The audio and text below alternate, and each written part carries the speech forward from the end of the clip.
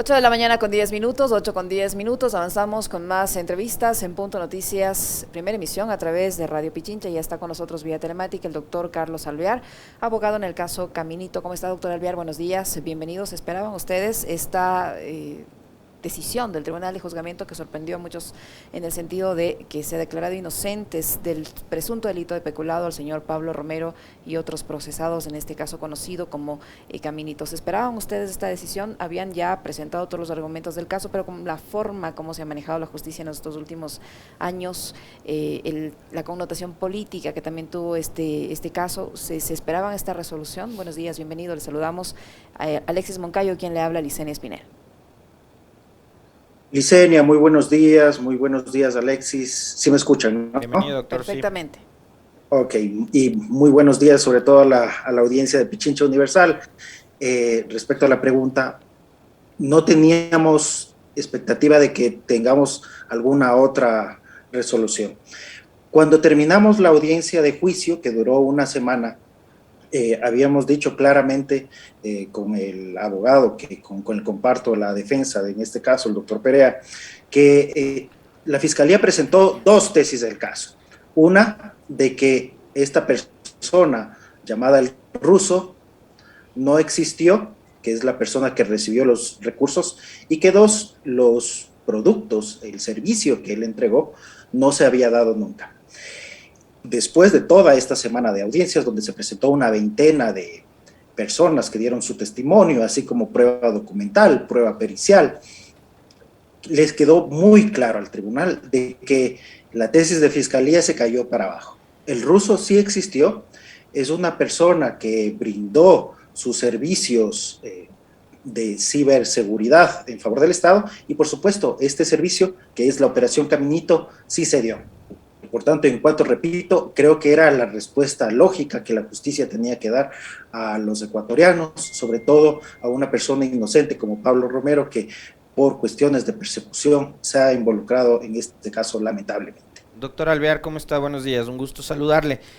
Tal vez para ponerle en contexto a nuestra audiencia y para que lo sepan mejor, no sé si usted nos ayuda a, digamos, decirnos cuál fue el inicio, cuál fue el arranque de este proceso, cómo fue que comenzó para llegar ya al dictamen de la semana pasada.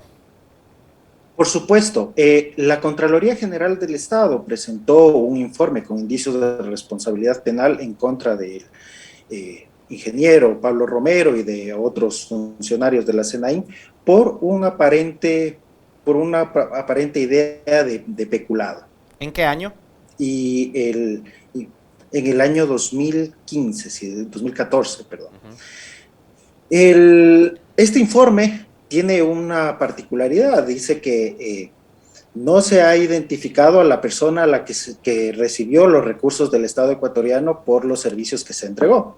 Entonces, esta persona efectivamente, y tenemos que decirlo en honor a la verdad, es un disidente de una organización cibercriminal que por sus antecedentes no brindó una información adecuada de su identidad al Estado ecuatoriano, pero no es por esto que es responsabilidad de los funcionarios de ese entonces esta situación, quienes por supuesto recibieron la información que entregó esta persona de muy buena fe. Pasó el tiempo, se entregaron ciertos informes que un momento estuvieron clasificados por temas de seguridad nacional, se los entregaba a la Fiscalía y luego la Fiscalía, en un acto que es bastante reprochable, los guardó, porque ya pudimos ver, luego de que estos informes se desclasificaran y fueran parte de la prueba de nuestro defendido en el juicio, de que estos tenían toda la información que determinaba la existencia de esta persona, alias el ruso, y por supuesto el servicio que le entregó al Estado ecuatoriano en favor de su ciberdefensa. Es por esto que llegamos al juicio y claro, todas las personas que pudieron trabajar con el ruso, que pudieron recibir capacitación de él, trabajar con él en cuestiones como crear la arquitectura de la ciberdefensa de las comunicaciones del Estado, dieron su testimonio, y es así que el tribunal, y por supuesto con los peritajes, se presentaron varios peritos en la audiencia, el tribunal arribó a esta decisión que, vuelvo, repito, es la más lógica y es la que se merecía en el punto. Doctor Alvear, ¿qué estaba sucediendo en esos momentos para que hayan tenido que recurrir a los servicios de este señor denominado el ruso? ¿Qué estaba pasando? Usted dice que es por motivos de ciberseguridad, pero ¿qué estaba pasando en las instituciones del Estado que ameritaba contratarlo a este señor?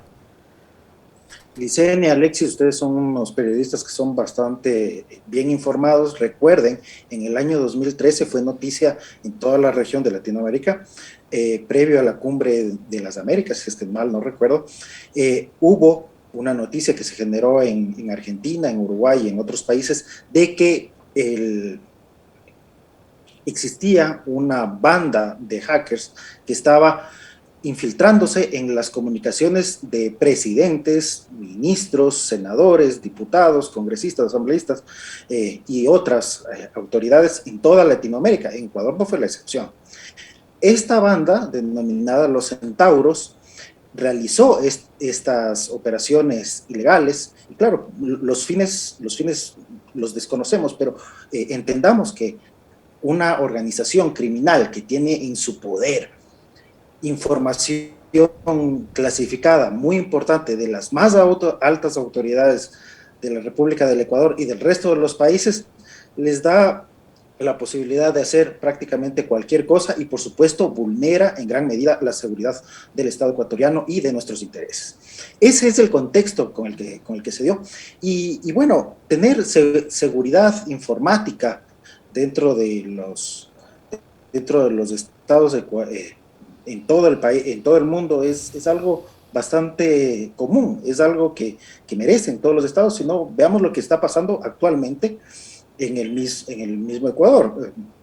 Leí el otro día en uno de los medios oficiales, en La Posta, que la seguridad de información de una de las empresas públicas habría sido vulnerada y que está teniendo graves problemas en este momento, ¿no? Entonces, para evitar todo esto, se contratan los servicios de personas que capacitadas pueden ayudar.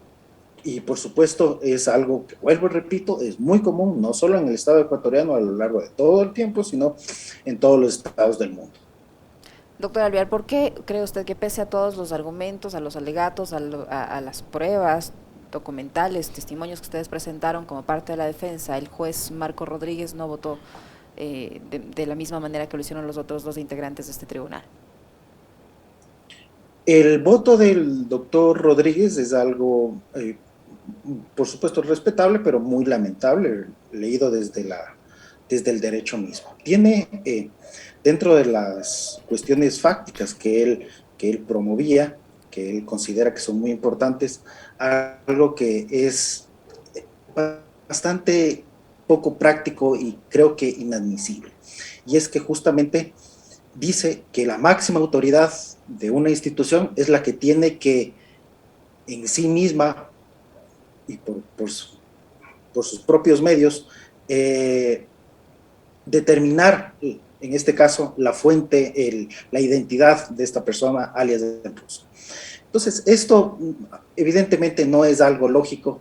Las instituciones tienen que estar, mejor dicho, las autoridades de las instituciones tienen que estar para otras cosas, para cuestiones de dirección, para encargarse de temas un poco más delicados, no para este tipo de cosas.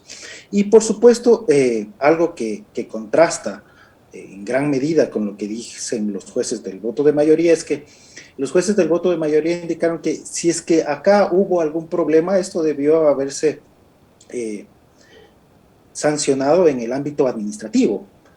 Una observación en ese sentido, no llegar al campo penal, no poner en peligro la libertad de las personas y el estado de inocencia de las mismas.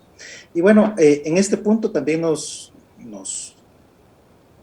toca decir, bueno, ¿qué pasó? ¿Por qué llegaron hasta una etapa de juicio en un caso que aparentemente es tan sencillo? Y recordemos, Licenia, recordemos a Alexis, cuando Pablo Romero estaba en España, estaba en el proceso de de traerlo acá al Ecuador, él se acercó hacia donde él y hacia donde su abogado, esto lo dijo su abogado públicamente en un foro académico, que se acercó hacia donde ellos, el ex máximo asesor del gobierno de Lenín Moreno, Santiago recordemos, Cuesta. el señor Cuesta. El señor Cuesta se acercó donde Romero y le dijo, a ver, señor Romero, estamos en el caso Balda, donde usted está involucrado junto con el señor Rafael Correa. Si es que usted nos ayuda a sentenciar al señor Correa con su testimonio, usted no va a tener ningún problema, va a estar prácticamente como lo que le pasó a Pamela Martínez, ¿no? Unos pocos meses en una casa de seguridad y luego gozando de su libertad. Pero si es que no nos ayuda, le van a caer serios y varios procesos penales en su contra. Aparentemente este es uno de ellos. Aparentemente este es uno de los procesos con los cuales Cuesta amenazó a Pablo Romero y por supuesto Pablo Romero se defendió con su verdad en el caso Balda y esta sería una de las secuelas de haber actuado en debida forma en ese proceso. Doctor Alvear, ¿cuáles fueron las pruebas? Digamos, usted dice que se señalaba que había un monto de dinero específico para entregarle a este supuesto informante, el ruso, que tengo entendido es un ciudadano de nacionalidad, no sé si española o argentina, pero ¿cuáles eran las pruebas? ¿Por qué puedo decir le dieron tanto? Y había un cheque, había un recibo, una foto, un video, alguna cosa. ¿Qué pruebas exhibió Fiscalía? Bueno, respecto a las transacciones, recordemos que estas que están normadas dentro de las cuentas de seguridad y del secreto. Por lo tanto, este tipo de pruebas, este tipo de documentos, en su momento fueron cremados ante este proceso que involucra al Contralor y a la máxima autoridad de la institución. Por otro lado, básicamente las pruebas máximas que tienen, las más importantes, son estas copias de los pasaportes de alias del ruso, donde dice que, bueno, que es un sujeto que parece ser de nacionalidad española, pero que efectivamente no lo fue. Después, con el tiempo y con el transcurso de las investigaciones, efectivamente se pudo conocer que es un ciudadano de nacionalidad argentina, y motivo por el cual este pasaporte y esta supuesta falsedad es todo lo que gira, es todo lo que hace, es en torno a lo que gira la teoría del caso de la Fiscalía. Entonces, pero ese no es el punto central, porque vuelvo y repito, los jueces de mayoría en una decisión bastante coherente dice, bueno, los funcionarios del Ecuador reciben estos documentos y lo hacen de muy buena fe. Ellos no van a estar esperando que recibir documentos falsificados y no tendría por qué la máxima autoridad ponerse a buscar las partidas de nacimiento de este hombre, ¿no? Entonces, es en ese sentido con lo cual la Fiscalía llegó a la audiencia de juicio y, por supuesto, lo más importante era que se haya recibido los servicios por los cuales el Estado ecuatoriano pagó y sí se los brindó y se los recibió a conformidad. Doctor Alvear, este pronunciamiento del tribunal, que es en primera instancia, ¿les abre la esperanza de que pueda cambiar la situación del señor Romero, que ya está sentenciado por el caso Balda, también en primera instancia? ¿Podría haber alguna posibilidad de que en las instancias que faltan esta situación por la que él atraviesa pueda cambiar? Bueno, más allá del caso de Pablo Romero en particular, creo que tenemos que ver a los casos que involucran a personas vinculadas con el expresidente Rafael Correa. Hay que ver el bosque, no solo el árbol, en este caso, doctor Alvear. Así es. ¿Por qué? Porque todos sabemos que hubo la creación de una narrativa que involucró a representantes del Estado ecuatoriano, a la prensa, a incluso también la función judicial, de tratar de denostar la imagen de Rafael Correa, de sus colaboradores, y todo esto previo a la campaña electoral. Hoy ya tenemos un presidente, ya sabemos cuál fue el desenlace de la ley electoral, entonces creo que ya no existe esa presión para que muchos jueces se tengan que doblar y tengan que dar sentencias que sean contra derecho, contra la lógica, sin influjos psíquicos, sino ya revisando las pruebas, revisando los testimonios, la prueba documental, a los peritos. Entonces, es en ese sentido, ya respondiendo a la pregunta, que sí, o sea, yo tengo la esperanza de que ya con lo que estamos viviendo actualmente, en el tema del caso Balda se verifique algo que es inapelable, y es que ese proceso nació prescrito. ¿Por qué? Porque no podía mantenerse abierta una investigación por un supuesto, y vuelvo y repito y recalco, supuesto delito de secuestro simple, pues nunca se evidenció que hayan habido malos tratos. Si es que hubiesen habido malos tratos, el proceso no estaba prescrito, pero eso justamente no se pudo evidenciar. Eso es lo que mantiene vivo ese proceso, y es por eso que ese proceso se va a caer y se tiene que caer a la luz de las pruebas que se evidenciarán en el momento que nos convoquen a la audiencia de apelación en el caso Balda en favor de Pablo Romero. Ahora, doctor Alvear, este caso, y usted bien que cita el tema del relato que se impuso durante estos últimos años, este caso, como muchos otros, nacieron de publicaciones de investigaciones periodísticas.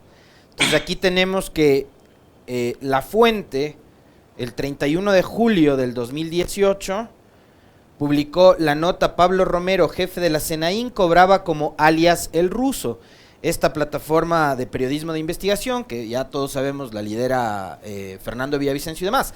Es decir, si nace de una investigación periodística, investigación entre comillas, ¿qué responsabilidades podrían tener en este caso quienes elaboraron esta nota que después se convirtió en noticia criminis?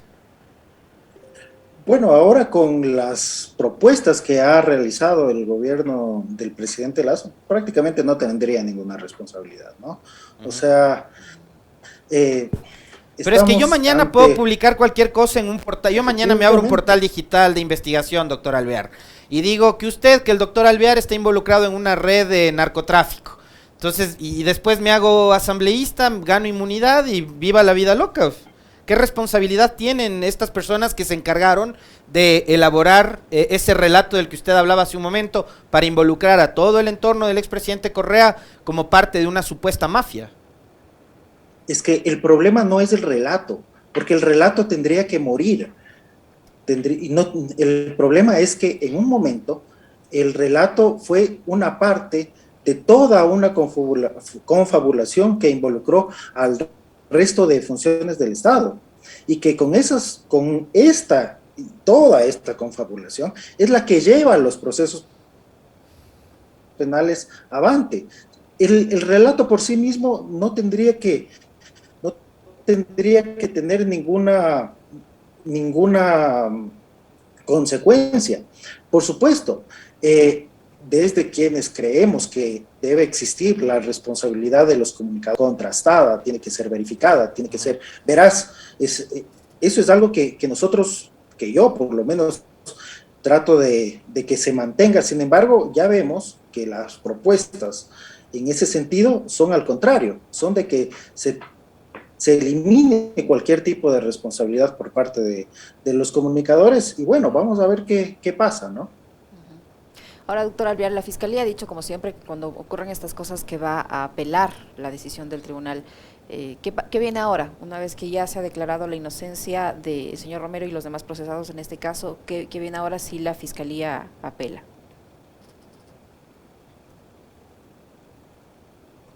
Bueno, primero que nada sería una decisión bastante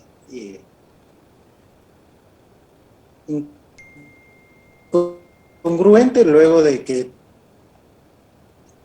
lo que se llevó a cabo.